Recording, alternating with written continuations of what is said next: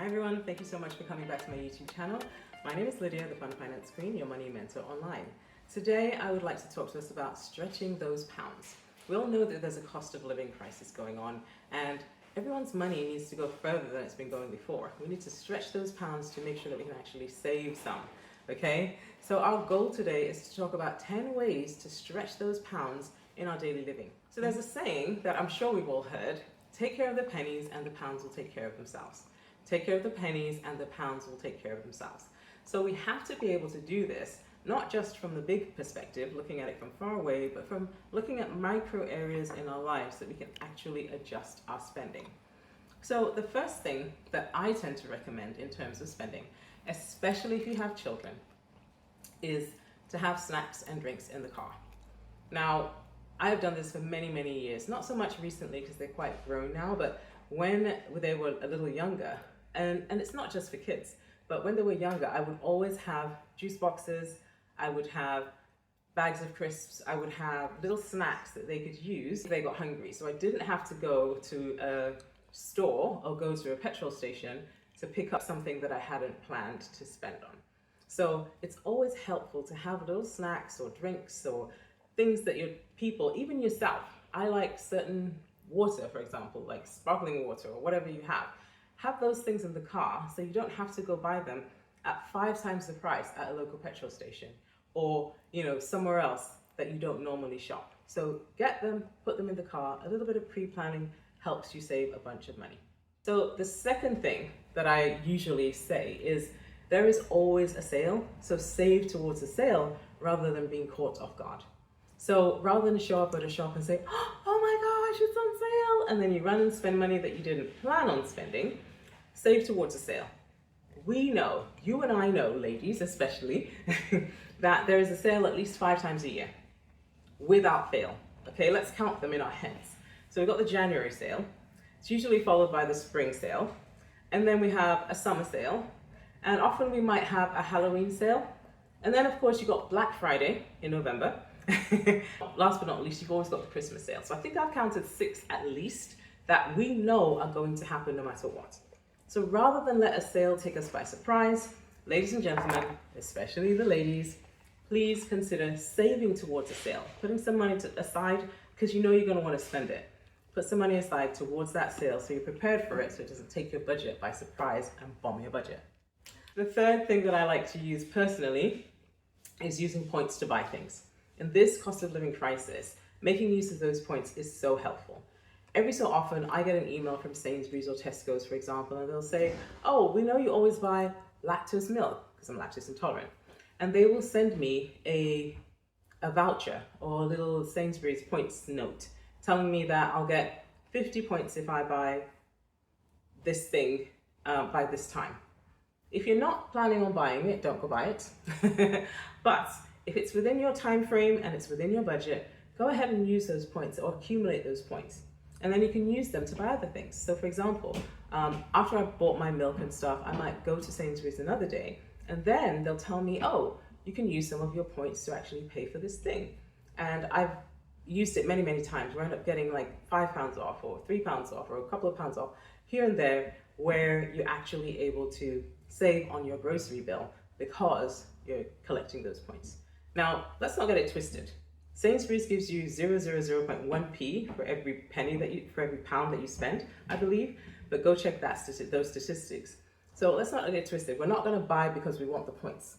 We want to get the points just because we're buying, okay? Because if you're trying to buy because you're getting the points, you will spend way more money than you need to spend.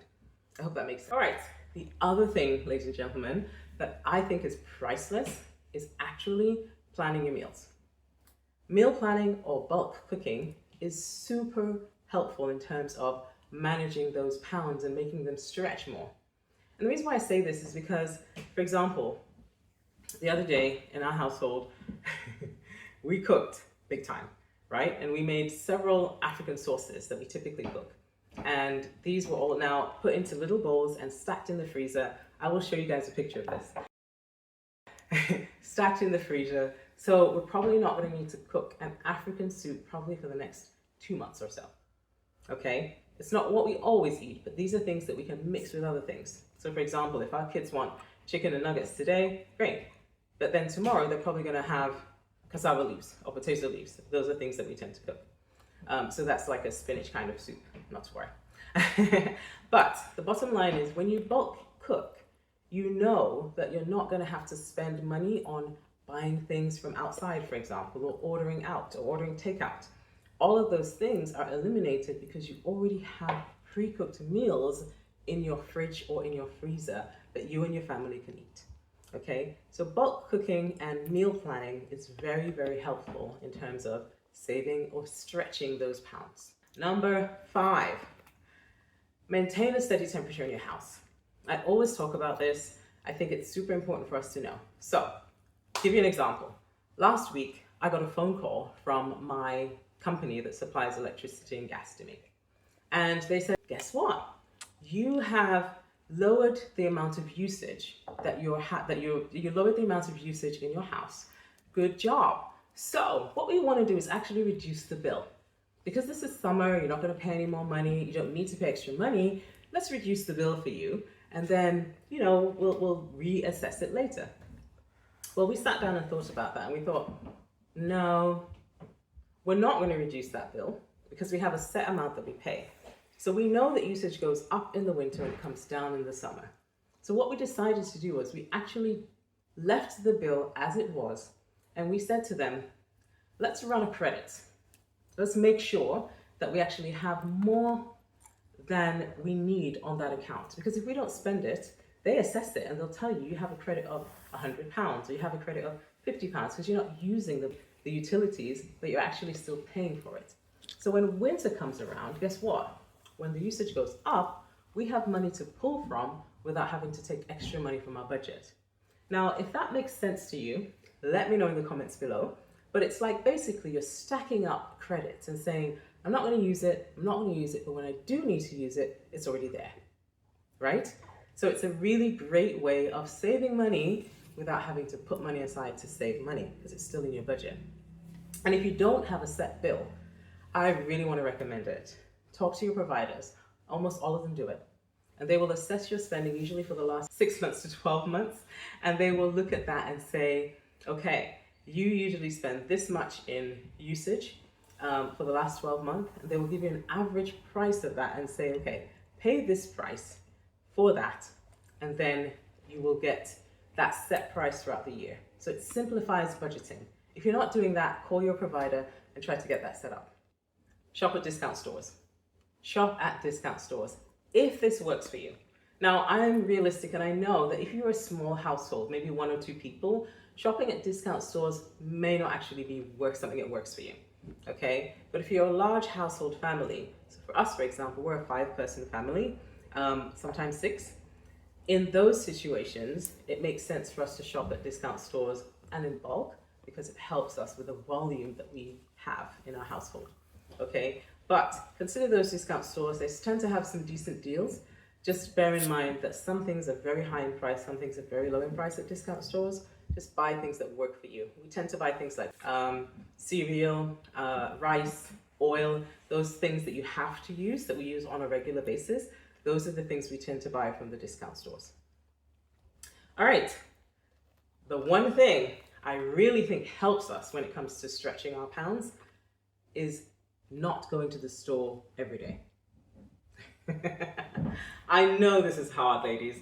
You're going past the store, you think to myself, oh, I just want to get toothpaste. But then you get there and you think, oh my goodness, there's avocados on sale, or there's oranges on sale, and there's rice, and you end up spending so much more than you planned for. So not going to the store too often is really helpful. If you shop once a week, give yourself 2 times a week if necessary. But try not to go every other day because you will spend way more money than you plan to do. Okay, so limit your runs to the store. Better still, order online. Order online from your shop. All of them do it now. Click and collect. COVID brought click and collect everywhere. Okay, so order online, pick it up having ordered everything you need. So even places like Aldi and the less popular stores that didn't do that before, some of them still do it now post-COVID. So click and collect is awesome. You order what you need, you pick it up, you don't go into the store, you don't get tempted. All right? Awesome. Number 8 is make your own darn lunch. So this, guys, is something that I find to be so helpful.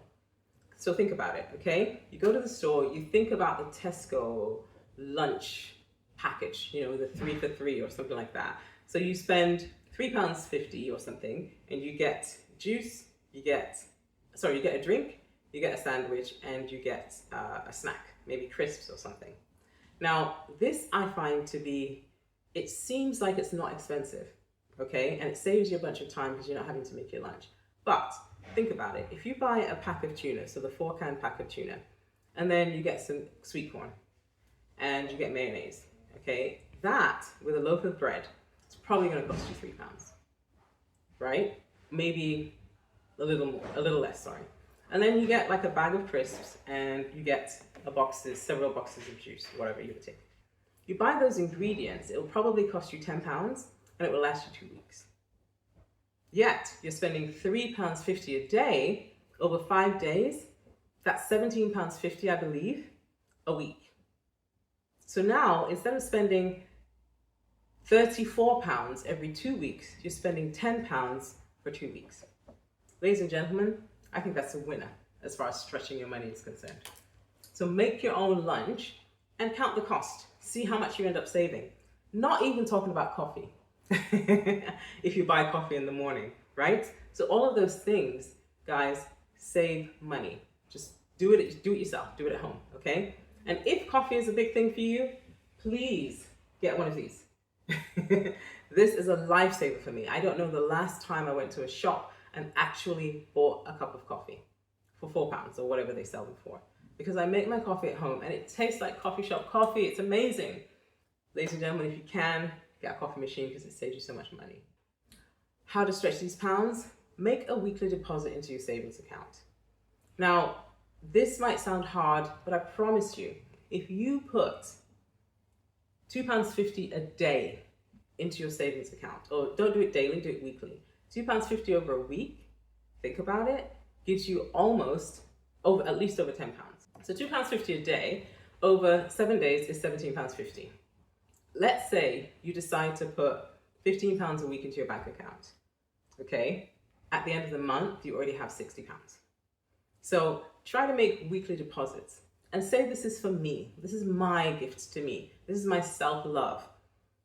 Putting something aside every single week for yourself just adds up. And I'll do a separate video on how to reach your financial goals, but this one is something that I want to encourage everyone to do. Even if you have your monthly savings goal, if you can, put £5 a week in that savings account. Put £7, put whatever you can to actually boost your savings, because that, ladies and gentlemen, is what I focus on here. Growing your savings so that you can invest them, so you can be financially independent. All right, we've gotten through them all. Document what you spend every day. You want to stretch those pounds, ladies and gentlemen, in this cost of living crisis? Document your expenses every day.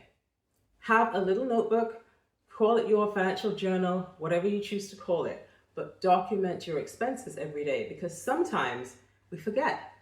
And I really think it's a psychological thing. Sometimes I look at my bank account and I'm like, I didn't spend that money. And then I think for like 30 seconds, I'm like, oh yeah, I went too little. So we don't think about these things, but if we know that we're going to document every single penny that we spend at the end of the day before we go to bed, we will automatically take time to spend it the next day. So pay attention to that. Have a tracker, have a journal. I have a money journal. Just write it down. If you spend something, write it down. And that helps you psychologically to click with that expense. And that helps you to actually decide on ways to stretch your money better. All right, guys, so that's 10 ways for us to stretch these pounds in this cost of living crisis. If you have any questions, if you think of any extra ideas of ways that we can stretch these pounds, ladies and gentlemen, throw them in the comments below. And before you go, I have 2 things that I ask for you. Like this video, subscribe to my channel, share it, actually that's 3, and I'll see you on the next video.